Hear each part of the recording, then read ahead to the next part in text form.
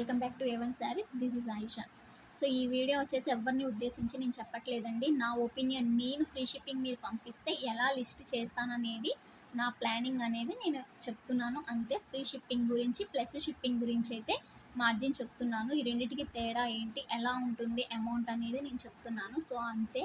నార్మల్గా అయితే ఈ మధ్యలో ఈ వీడియో చేద్దామని నేను అస్సలు అనుకోలేదండి. కానీ రీసెంట్గా ఒక ఆర్డర్ అయితే వచ్చింది. ఆ క్లయింట్ అయితే నన్ను అడిగారు, ఫ్రీ షిప్పింగ్ మీద పంపించవచ్చు కదా, అందరూ ఫ్రీ షిప్పింగ్ మీదే పంపిస్తున్నారు, మీరు ఎందుకని షిప్పింగ్ ఛార్జెస్ సపరేట్గా వేస్తున్నారు అని అన్నారు. సో ఆ క్లయింట్కి అయితే నేను వివరంగా అయితే వాట్సాప్లో నేను మెసేజ్ చేశాను. ఆ క్లయింట్కి అర్థమైంది. సో ఓకే, నో ప్రాబ్లం అండి, చెప్పండి అని చెప్పి ఇంకా వెంటనే ఆర్డర్ అయితే ప్లేస్ చేసుకున్నారు. సో అందుకని చెప్పే నేను ఈ వీడియో చేద్దాం అనుకుంటున్నాను. మామూలుగా అయితే మొన్న ఈ మధ్యన చేద్దామని అస్సలు అనుకోలేదు, ఎందుకని అనిపించింది. కానీ ఇప్పుడైతే ఖచ్చితంగా చేయాల్సిందే ఈ వీడియో అనేది నేను వస్తుంది.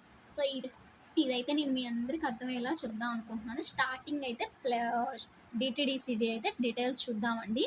ఇప్పుడు దాకా అయితే నాకు ఏపీ తెలంగాణ నుండే ఆర్డర్స్ వచ్చాయి, వేరే స్టేట్స్ నుండి అయితే నాకు ఆర్డర్స్ రాలేదు. అందుకని చెప్పి ఏపీ తెలంగాణ అయితే నాకు తెలుసు 80 రూపీస్ అయితే ఛార్జ్ చేస్తారు. అదర్ స్టేట్స్ అయితే నాకు ఎంత అనేది తెలియదు. అందుకని చెప్పి నేను ఎగ్జాంపుల్గా 100 నుండి 200 షిప్పింగ్ ఛార్జెస్ అయితే వేశాను. ఒక్కొక్క స్టేట్ని బట్టి ఒక్కొక్కలాగా అయితే అమౌంట్ ఛార్జ్ చేస్తారండి. సో అందుకని చెప్పి నేను ఇలా ఛార్జ్ చేశాను.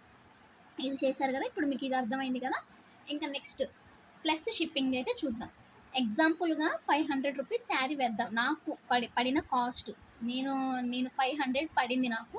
సో నా ప్రాఫిట్ వచ్చేసి 100 రూపీస్. లాస్ట్ వీడియోలో మీకు చెప్పాను కదండి, నేను ప్రాఫిట్ వచ్చేసి 30 రూపీస్ నుండి 100 రూపీస్ మాత్రమే పెట్టుకుంటాను. ఈలోపు శారీని బట్టి నేను ప్రాఫిట్ డిసైడ్ చేస్తానని.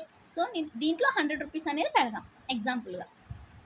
సో ఏపీఆర్ టీఎస్ అంటే తెలంగాణ, ఏపీ కానీ తెలంగాణ వాళ్ళు కానీ ఆర్డర్ చేసుకుంటే 80 రూపీస్ షిప్పింగ్ ఛార్జెస్ పడుతుంది. కాబట్టి 680 రూపీస్ అయితే పడుతుంది.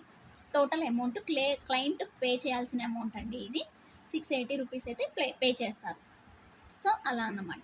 లేదు అదర్ స్టేట్స్ వాళ్ళైతే ఆర్డర్ చేసుకున్నాడు, వాళ్ళ స్టేట్కి వచ్చేసి 100 రూపీస్ షిప్పింగ్ ఛార్జెస్ అయితే పడింది అని అనుకుంటే చూసారుగా, 500 శారీ ఛార్జ్, 100 రూపీస్ నా ప్రాఫిట్, 100 రూపీస్ షిప్పింగ్ ఛార్జెస్, 700 అయితే అయ్యింది. లేదు ఇంకొక స్టేట్ వాళ్ళు ఆర్డర్ చేశారు, వాళ్ళ స్టేట్ కాస్ట్ వచ్చేసి 150 పడింది అని అనుకుంటే కనుక ఇలాగా 500 శారీ కాస్ట్, 100 నా ప్రాఫిట్, 150 వచ్చేసి షిప్పింగ్, 750 టోటల్ అమౌంట్ అయితే పడింది. క్లయింట్ పే చేయాల్సిన అమౌంట్ ఇది. సో ఇది పక్కన పెడదాం. ప్లస్ షిప్పింగ్ అయితే ఇలాగైతే ఉంటుంది. ఫ్రీ షిప్పింగ్, నేను ఫ్రీ షిప్పింగ్ మీద పెట్టేటట్టయితే నేను సెలెక్ట్ చేసింది అయితే ఇది, నేను క్రియేట్ చేసింది ఇది అనమాట. ఎగ్జాంపుల్గా చెప్తున్నాను. దీంట్లో ఉన్నట్లుగానే దీంట్లో 500 శారీ కాస్ట్, నా ప్రాఫిట్ వచ్చేసి 100 రూపీస్. ఫ్రీ షిప్పింగ్ అంటే షిప్పింగ్ ఛార్జెస్ వచ్చేసి ఏ స్టేట్ వాళ్ళు ఆర్డర్ చేసుకుంటారో మనకి తెలియదు. కాబట్టి అప్పుడు మనం టోటల్ అమౌంట్ ఎంత పెట్టాలి, 200 అయినా పెట్టాలి. 100 నుండి 200 వరకు ఉండిద్ది అని చెప్పాను కదా అదర్ స్టేట్స్ వాళ్ళది. సో అందుకని డైరెక్ట్ 200 అయితే పెట్టాలి. అప్పుడు టోటల్ అమౌంట్ ఎంత అయింది, 800 అయితే అయింది ఫ్రీ షిప్పింగ్ వాళ్ళు.